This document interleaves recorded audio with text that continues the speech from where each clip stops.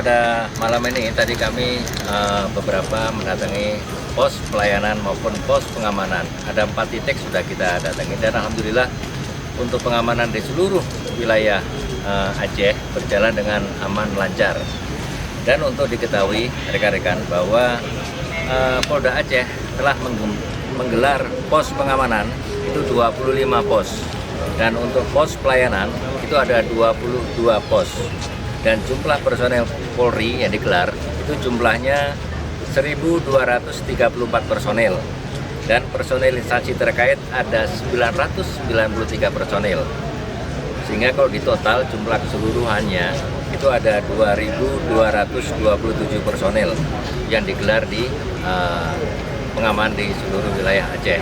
Dan untuk sementara ini semua berjalan dengan aman, lancar. Terima kasih.